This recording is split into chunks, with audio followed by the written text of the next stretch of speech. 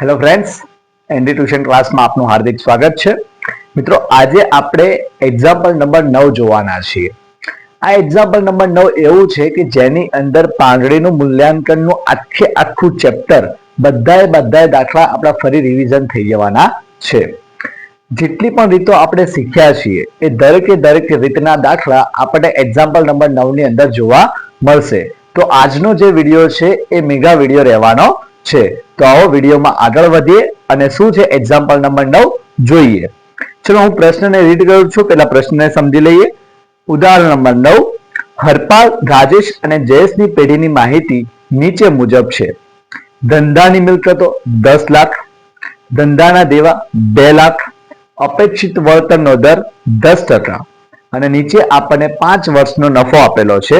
12-13 ની અંદર 90,000 નફો થયો, 13-14 માં 1,10,000, 14-15 માં 1,20,000, 15-16 માં 1,30,000 અને 16-17 માં 1,40,000 નફો થયો છે.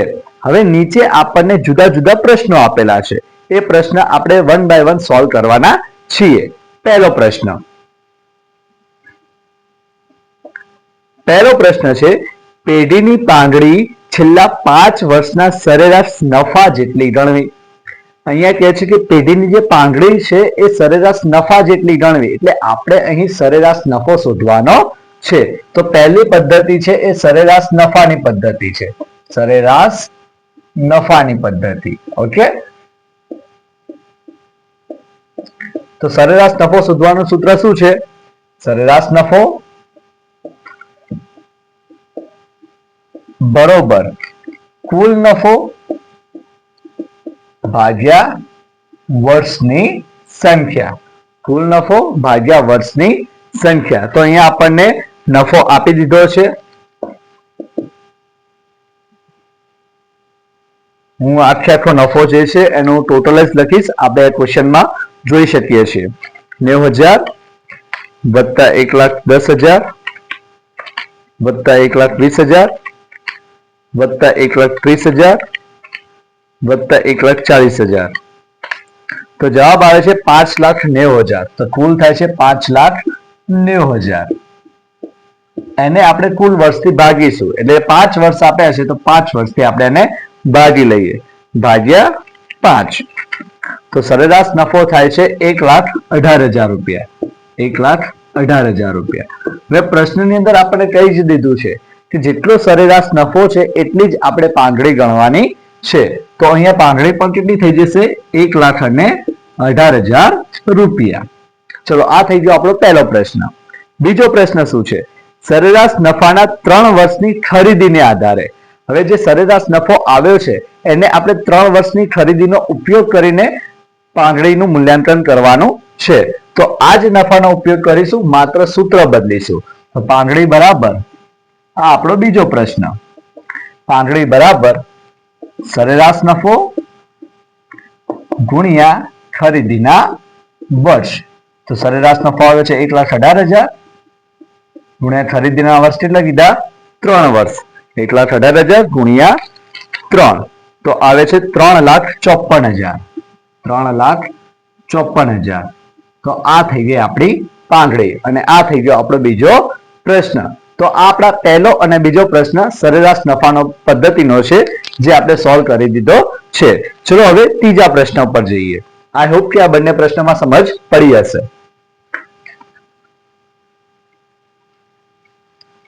ત્રીજો પ્રશ્ન રીત બદલાય છે, પરંતુ પ્રશ્ન બહુ સહેલો છે. આપણે બહુ સહેલાઈથી એની ગણતરી કરી શકીએ છીએ. ઉદાહરણ 9 માં ત્રીજો પ્રશ્ન શું છે? ભારિત સરેરાશ નફાની 2 વર્ષની ખરીદીને આધારે પાંગડીનું મૂલ્યાંકન કરવાનું છે. ભારિત સરેરાશની નફાનો ઉપયોગ આપણે અહીંયા કરવાનો છે. તો એના માટે આપણે કોષ્ટક બનાવવાનું રહેશે. પહેલા આવશે વર્ષ, ત્યારબાદ આવશે નફો, ત્યારબાદ આવશે ભાર અને લાસ્ટમાં આવશે ભારિત નફો. કેમ આ કોષ્ટક બનાવવાની જરૂર પડશે? કારણ કે ભારિત સરેરાશ નફો શોધવા માટે શું કરીશું? કુલ ભારિત નફો ભાગ્યા કુલ ભાર. એટલે આપણે આ રીતે એની ગણતરી કરવી પડશે. વર્ષ આપ્યા છે 12-13, 13-14, 14-15, 15-16, 16, 17 આ 5 વર્ષ આપણને આપેલા છે. હવે એનો નફો જોઈ લે. 90,000, 1,10,000, 1,20,000, 1,30,000 અને 1,40,000. આ રીતે મિત્રો બહુ સહેલી છે. બહુ સહેલાઈથી આપણે આની ગણતરી કરી શકીએ છીએ. આપણે વર્ષ અને નફો દર્શાવી દીધા છે જે આપણે ક્વેશ્ચનમાં આપ્યા હોય. હવે એને આપણે ભાર આપી દેવાનો છે, ક્રમિક સંખ્યા આપી દેવાની છે. 1, 2, 3, 4 અને 5. ચલો હવે એનો આપણે ગુણાકાર કરીએ. 90,000 ગુણ્યા 1 એટલે કે 90,000.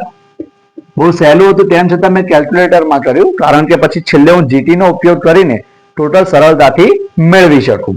ચલો 1,10,000 ગુણ્યા 2 તો 2,20,000.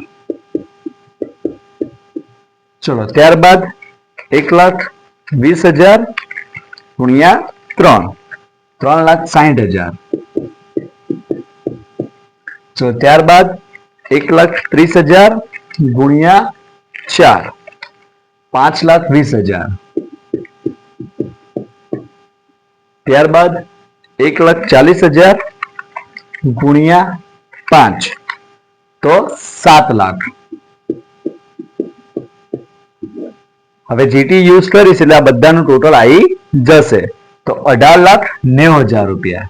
18,90,000 રૂપિયા. આ થઈ ગયું એનું ટોટલ કુલ ભારિત નફો. હવે ભારનું ટોટલ કરી લે. 5 ને 4 9, 9 ને 1 10, 10 ને 5 15 તો કુલ ભાર થશે 15. ભારિત સરેરાશ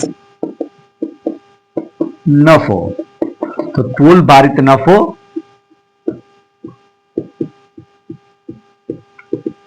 છેદમાં કુલ ભાર. તો ભારિત નફો છે 18,90,000 રૂપિયા ભાગ્યા કુલ ભાર 15. ચલો કરીએ ભાગ્યા 15 તો જવાબ આવે છે 1,26,000 રૂપિયા. 1,26,000 રૂપિયા. આ થઈ ગયો આપણો ભારિત સરેરાશ નફો. હવે પાંગડી કેટલા વર્ષની કીધી છે? 2 વર્ષની. તો ખરીદીના વર્ષ 2 વર્ષ આપ્યા છે તો પાંગડી બરાબર ભારિત સરેરાશ નફો ગુણ્યા ખરીદીના વર્ષ. તો 1,26,000 ગુણ્યા ખરીદીના વર્ષ 2 અને 2 સાથે આપણે ગુણી લઈએ તો જવાબ આવે છે 2,52,000 રૂપિયા. તો પાંગડી કેટલી થશે? 2,52,000 રૂપિયા. આ થઈ ગયો આપણો ક્વેશ્ચન નંબર 3. મિત્રો અહીંયા આપણે ભારિત સરેરાશ નફાની જે રીત છે એનો ઉપયોગ કર્યો છે. સરસ રીતે કોષ્ટક બનાવીને આપણે એની ગણતરી કરવાની રહેશે. સૂત્ર યાદ રહેશે તો સહેલાઈથી આપણે ગણતરી કરતા ફાવશે. હવે મિત્રો આ જે ભારિત સરેરાશ નફો આપ્યો છે એના આધારે આપણે બીજા પણ કેટલાક પ્રશ્નો સોલ્વ કરવાના છે તો એને આપણે યાદ રાખીશું. ચલો હવે પ્રશ્ન નંબર 4 તરફ જઈએ. એ પહેલા હું આને સાફ કરી લઉં છું. આ એક જ ઉદાહરણની અંદર આખું ચેપ્ટર આપણું કવર થઈ જાય છે. માત્ર એક જ ઉદાહરણમાં બધું જ આવી જાય છે. ઓકે, તો આ ઉદાહરણ તમે એક્ઝામ પહેલા 2 થી 3 વાર ગણશો તો બહુ સારી રીતે તમને આખું ગુડવિલ ચેપ્ટર આવડી જશે. ઓકે, આ જે ભારિત સરેરાશ નફો છે હું અહીંયા લખી દઉં છું. એ આપણે આગળ પણ કામમાં આવવાનો છે. ઓકે, ચલો પ્રશ્ન નંબર 4.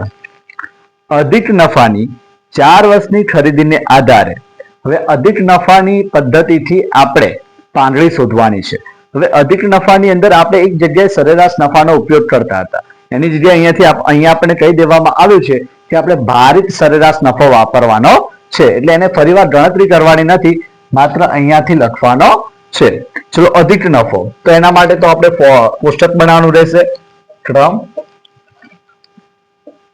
વિગત અને છેલ્લામાં આવી જશે રકમ. ઓકે, હજુ રકમનું કોષ્ટક થોડું નાનું કરી દે. રકમ. ચલો પહેલા આવશે ફર્સ્ટ સ્ટેપ રોકાયેલી મૂડી. તો રોકાયેલી મૂડી આપણે કઈ રીતે શોધીએ છીએ? કુલ મિલકતો ઓછા દેવા. ક્વેશ્ચનમાં ઓલરેડી આપણે આ બંને વસ્તુ આપેલી છે. કુલ મિલકતો છે 10 લાખ અને દેવા આપ્યા છે 2 લાખ. તો રોકાયેલી મૂડી કેટલી થશે? 10 માંથી 2 જાય તો 8 લાખ.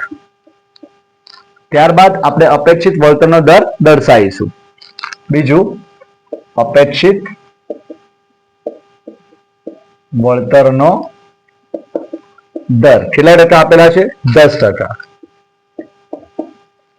ત્રીજું, આપણે અપેક્ષિત વળતરનો દર અને રોકાયેલી મૂડી આ બંને વસ્તુ આવી ગઈ તો આપણે શું કરીશું? અપેક્ષિત નફો શોધીશું. અપેક્ષિત નફો બરાબર રોકાયેલી મૂડી ગુણ્યા અપેક્ષિત વળતરનો દર. ઓકે, રોકાયેલી મૂડી કેટલી છે? 8 લાખ ગુણ્યા 10%. ચલો 8 લાખ ના 10% કરીએ 80,000. તો 80,000 આપણો અપેક્ષિત નફો આવશે. ચોથામાં આપણે સરેરાશ નફો શોધતા હતા તો એની જગ્યાએ આપણે ભારિત નફો લેવા માટે આપણને કીધું છે. તો ભારિત નફો ઓલરેડી આપણને આપી દીધેલો છે. તો ભારિત સરેરાશ નફો અગાઉની ગણતરી મુજબ કેટલો છે? 1,26,000 રૂપિયા. હવે આપણે અધિક નફો શોધીએ. પાંચમું, અધિક નફો. તો અધિક નફો શોધવાનું સૂત્ર શું છે? સરેરાશ નફો ઓછા અપેક્ષિત નફો. સરેરાશ નફો ઓછા અપેક્ષિત નફો. સરેરાશ નફો છે 1,26,000 અને અપેક્ષિત નફો કેટલો આપ્યો છે? 80,000. અને 80,000 આપણે બાદ કરી લઈએ. 1,26,000 ઓછા 80,000 તો આવે છે 46,000 રૂપિયા. તો 46,000 રૂપિયા આપણો અધિક નફો થયો. હવે અહીંયા પાંડળીના વર્ષ કેટલા આપે છે? 4 વર્ષ. ખરીદીના વર્ષ 4 વર્ષ આપેલા છે. તો આપણે પાંડળી શોધી લઈએ. છઠ્ઠું સ્ટેપ, પાંડળી બરાબર અધિક નફો ગુણ્યા ખરીદીના વર્ષ. અધિક નફો 46,000, ખરીદીના વર્ષ 4. તો 46,000 ગુણ્યા 4 તો જવાબ આવે છે 1,84,000. 1,84,000. તો આ થઈ ગઈ આપણી ક્વેશ્ચન નંબર 4 ની પાંડળી જે આપણે અધિક નફાની રીતે શોધવાની હતી. હવે આપણો પાંચમો ક્વેશ્ચન આવશે જેની અંદર કીધું છે મૂડીકૃત નફાની પદ્ધતિ. મૂડીકૃત નફાની જે પદ્ધતિ છે એનો આપણે અહીંયા ઉપયોગ કરવાનો છે. તો આઈ હોપ કે ક્વેશ્ચન નંબર 4 તમને બધાને સમજ પડી ગઈ હશે. ચલો ક્વેશ્ચન નંબર 5 ઉપર જઈએ.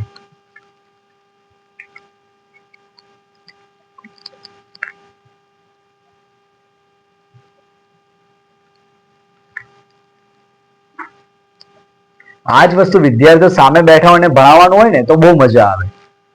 અહીંયા એક વિડીયો બનાવવા માટે માત્ર મોબાઈલની અંદર જોવાનું, ચોપડીની અંદર ક્વેશ્ચન જોવાનું અને સોલ્વ કરવાનું એટલે થોડું એનર્જી લેવલ ઓછું હોય છે. પરંતુ જ્યારે વિદ્યાર્થીઓ સામે બેઠા હોય ક્લાસની અંદર પરફોર્મ કરવાનું હોય તો કઈ અલગ જ મજા હોય છે એની. ઓકે, ચલો આપણે હવે મૂડીકૃત નફાની પદ્ધતિ જોવાના છીએ. પાંચમો પ્રશ્ન, મૂડીકૃત નફાની પદ્ધતિ. એની અંદર પણ આપણે સેમ ફોર્મેટ બનાવવાનું રહેશે. ક્રમ, ત્યારબાદ વિગત અને છેલ્લે આવશે રકમ. જે વસ્તુ આપણે દર્શાવવાની છે એને દર્શાવી દઈએ. રોકાયેલી મૂડી પહેલું,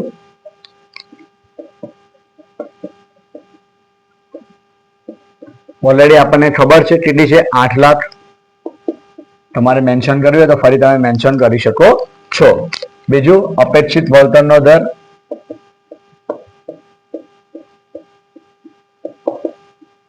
અપેક્ષિત વળતરનો દર કેટલો આપેલો છે? 10%.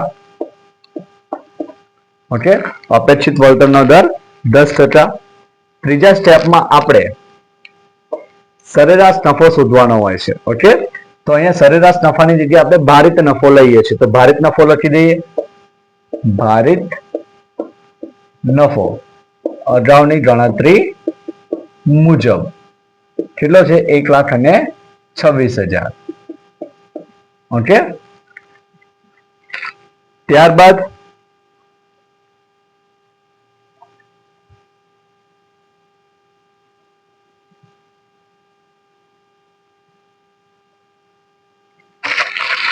Okay, question number 5.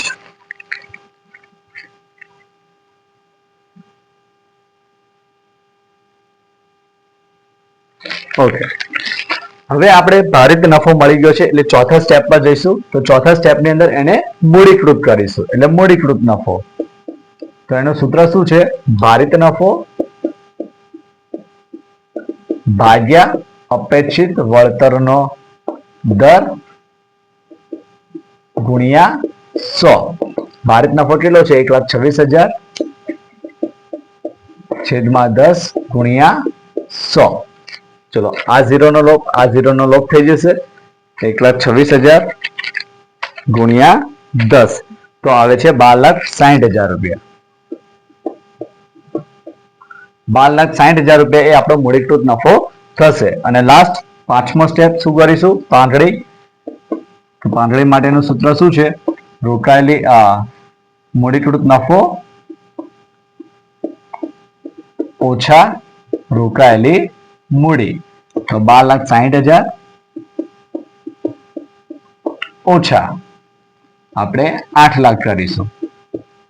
12,60,000 ઓછા 8 લાખ તો જવાબ આવશે 4,60,000 રૂપિયા. તો આ થઈ ગઈ આપણી મૂડીકૃત નફાની રીતે પાંગડી. આ છે પ્રશ્ન નંબર 5. અહીંયા ચેન્જીસ ક્યાં આવે છે? તો એક આ સૂત્ર બદલાય છે કે મૂડીકૃત નફાનું સૂત્ર શું છે? તો ભારિત નફો એની છેદમાં અપેક્ષિત વળતરનો દર ગુણ્યા 100. અને પાંગડીમાં શું થયું? તો મૂડીકૃત નફામાંથી રોકાયેલી મૂડી આપણે બાદ કરવાની રહેશે. આ રીતે આપણને ક્વેશ્ચન નંબર 5 ની અંદર પાંગડી મળી જશે. હવે ક્વેશ્ચન નંબર 6, અધિક નફાને મૂડીકૃત કરવાની પદ્ધતિ. હવે અહીંયા ભારિત નફો નથી લેવાનો, આપણે અધિક નફો લેવાનો છે. ચલો આને રિમૂવ કરી લઈશું. જેટલી વસ્તુ રાખવા જેવી છે એને રાખીએ.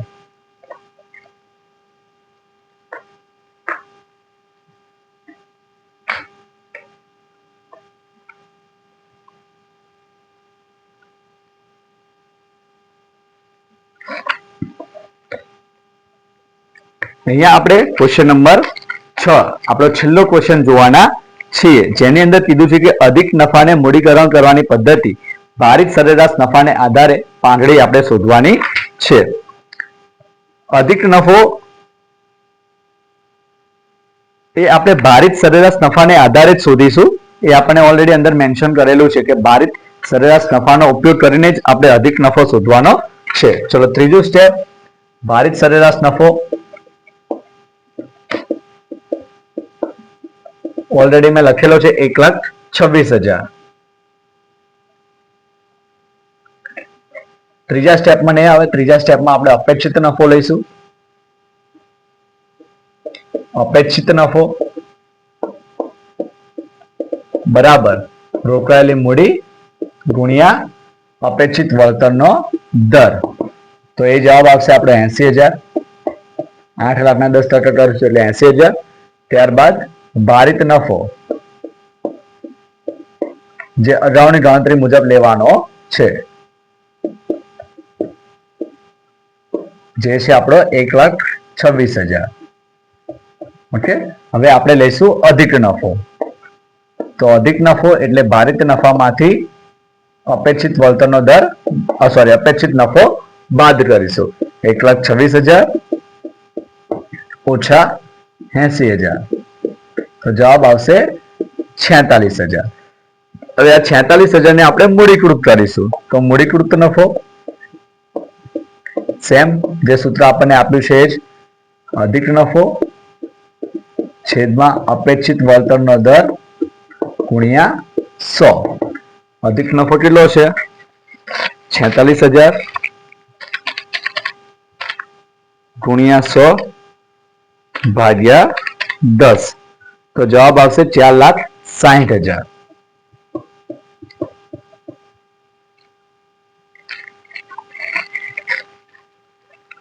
અહીંયા મેન્શન કરવું પડશે. પહેલા મેન્શન કરી લે. 46,000 છેદમાં 10 ગુણ્યા 100.